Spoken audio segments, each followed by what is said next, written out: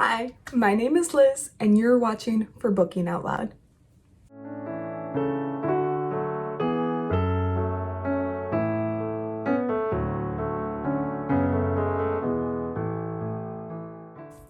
So I just finished It by Stephen King for the first time, and that marks about, I want to say 25, 24-ish books of Stephen King's that I've read. So that's, again, around 1/3 of Stephen King's total works so far. And so I thought today would be a great time to recommend my top 5 Stephen King novels. Let's get into it. I'm gonna go from my favorite Stephen King novel to number 5. So if you are curious about what my top Stephen King novel is, all the way to my top 5, you can go in order of the video. I will not recommend a book I do not like. I will put the list in order in the description below because I am keeping track and it's fairly easy for me just to copy and paste it. So if you are curious, go ahead and look in the description. But this is just going to be my top 5, what they're about, and why I recommend it. So starting from number 1 is Salem's Lot by Stephen King, obviously.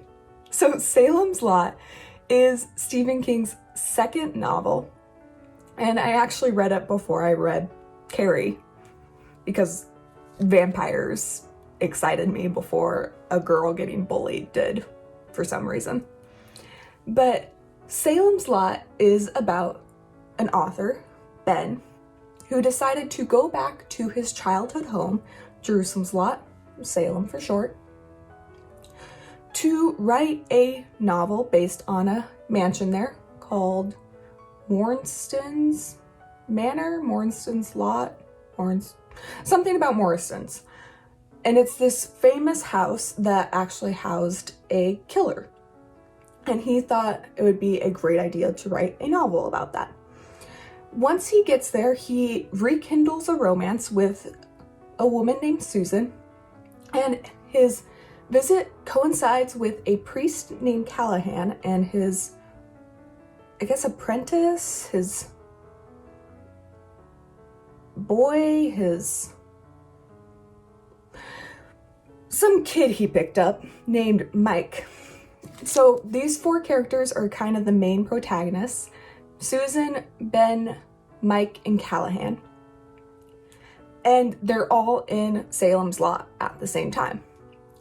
What makes this very important is there's someone else who moved in, and he ends up being a vampire, and the town starts quickly all turning into vampires, and these 4 are working together to defeat them, kill them all.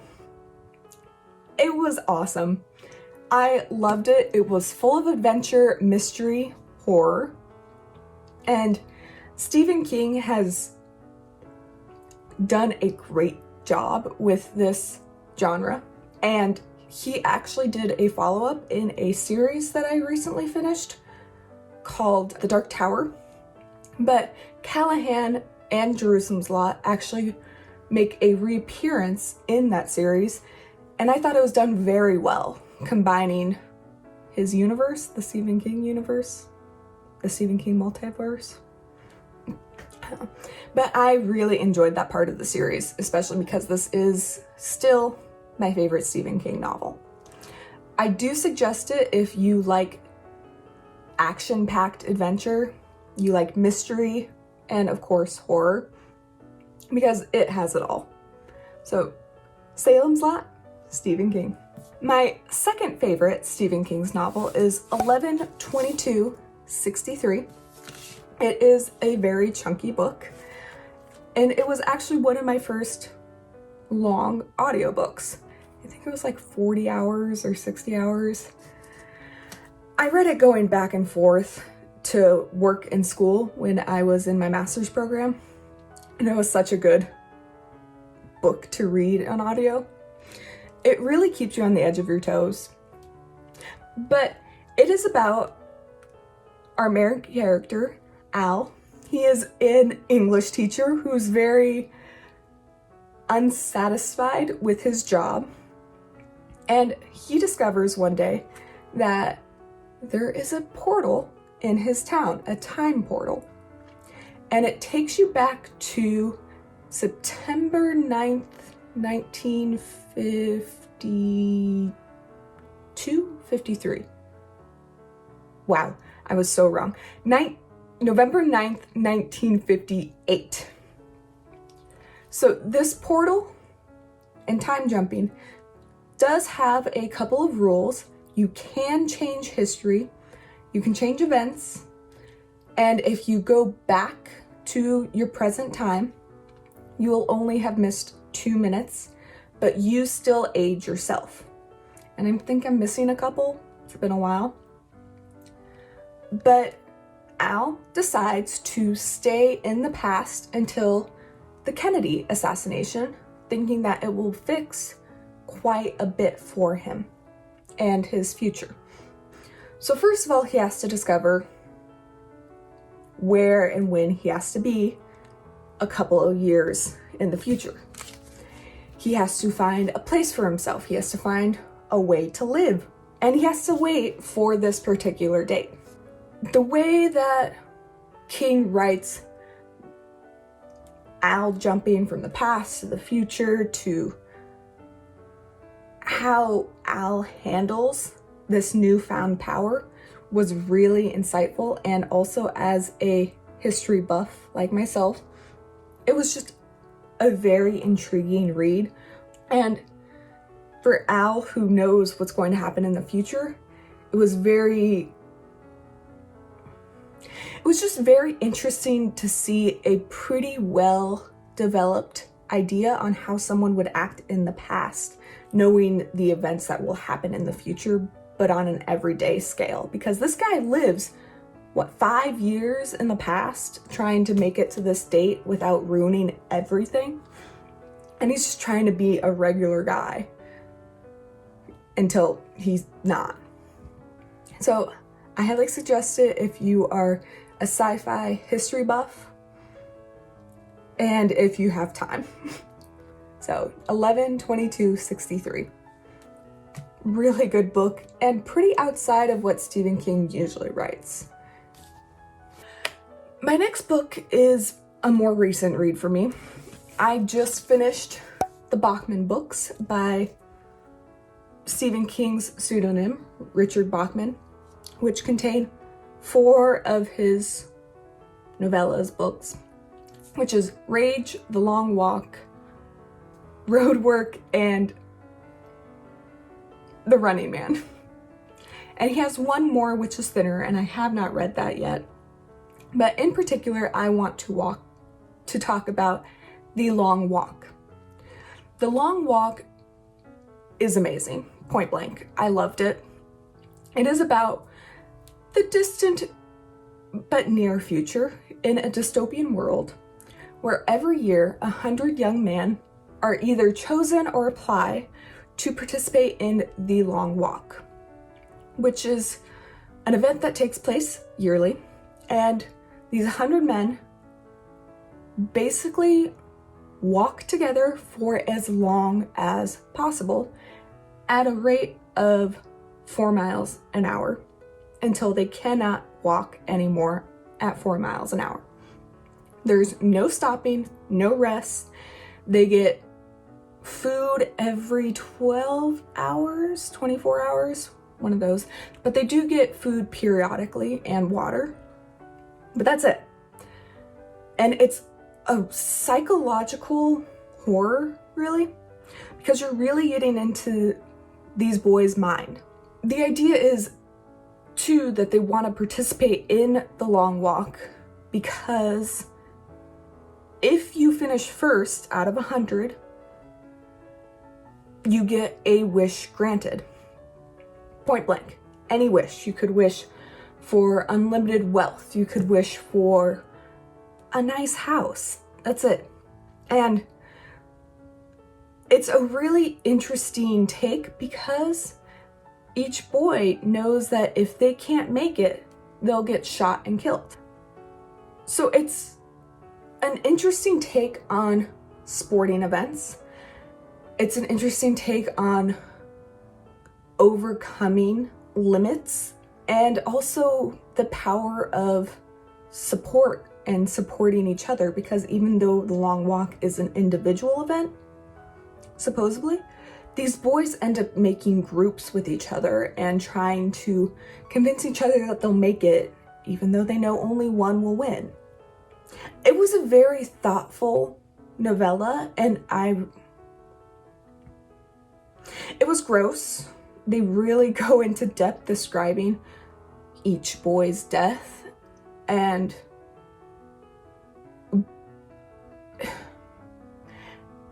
I'm still thinking about it right now. It was by far my favorite out of these 4 novellas, and clearly it's one of my top 5 Stephen King's now. I highly suggest it if you want a thought-provoking book soon. So The Long Walk, would recommend, hands down. Now, number 4, again, recently read it this year. I would say it is The Shining. Another one of Stephen King's not maybe most popular, but more popular books.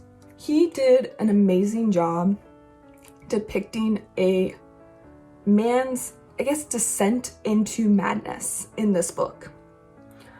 I have watched the movies, and I had watched the movie before reading this book, but after reading this book, I had to say I love the book better. The book is so good at showcasing this poor man and what he went through and just what it takes to go mad.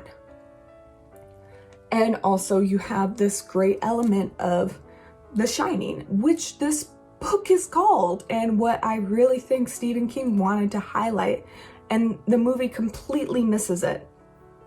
So what is it about? It's about this family really having a job, taking care of this beautiful lodge during the winter. Well, it's empty. And so they're completely alone and isolated together. And it is trying to show the humanity and the redemption of this man. But as all things do, especially with Stephen King, things go wrong. And he starts spiraling down and down and down. And eventually, things get to the absolute worst for the mom and the son. And that's when things get really interesting. So the majority of the book might be a bit, not necessarily boring, but more psychological horror, just because you're looking to see what is going on with this father and how is he going mad? How is he truly having this descent?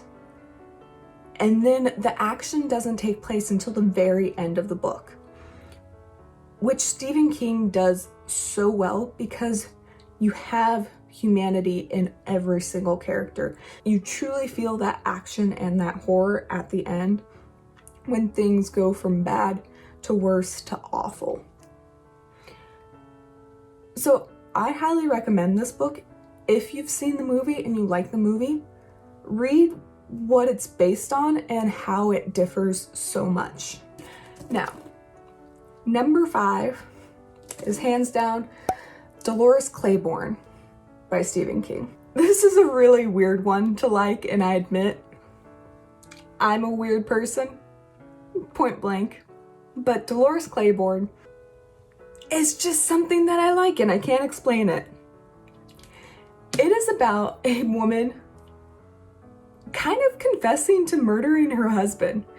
It starts out with kind of police tapes and them accusing Dolores Claiborne of murdering her wealthy employer. She was a caretaker for Vera, I forget the last name, but she was caretaking this wealthy woman who was really old, and actually they did not get along at all, and Vera was definitely not all there at the end. And so the police had the right to suspect Dolores of murdering this woman. However, Dolores, in what Stephen King does with these tapes, and that's how it's kind of portrayed in the book, it's like, I did not kill this woman. However, one thing I will confess to is killing my husband back in the 60s. And she goes over her life, saying, this is why I killed him. Or not, this is why I killed him, but this is what he did to me. And you're like, that's why you killed him. And she's like, nope, I handled it this way. And then she says, this is what he did to me and my children. And you're like, that's why she killed him. She's like, nope, this is how I handle it. And then she says, this is what he did to me, my children, and my other person friend. And you're like, that's why. And so you're going through this book, and this guy is awful. And you're just kind of waiting for it because you know it's going to happen because she's already confessed within the first, 10, 20 pages of the book. And you're waiting for it, and you're waiting for it, and you're like, wow, there is no sympathy here. But Dolores is not all sunshine and roses too. Let's be realistic. And so when it finally happens, it's like, well, I knew it was coming, but man, yes, thank you. And it was just such it was paid off. It was well paid off. Let's just say that. And there was no horror in it. I don't know. Like, it was just a mystery novel, honestly. And it was one that I really enjoyed. I will tell you this, like any King novel, it's pretty psychologically horrific. Like, what these things that happened to this woman and her family from this man. Whoa. Stephen King likes to torture his characters, hands down. And that's why the payoff at the end is great. And when you finally get there, you're like, Honestly, I'm not saying I'd ever kill someone, but man, yes, thank you, Dolores, for doing that.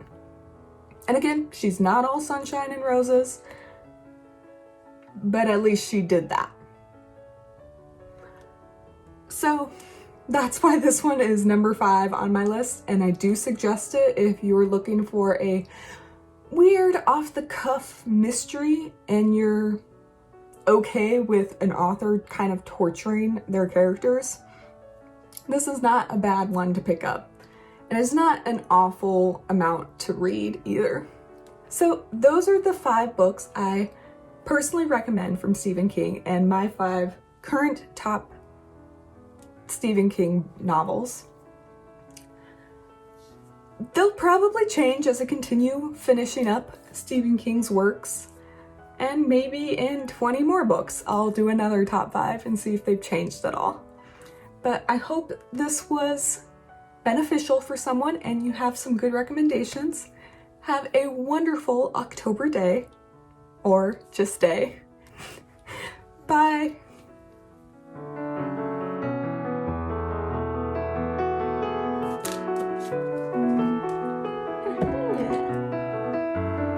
That works.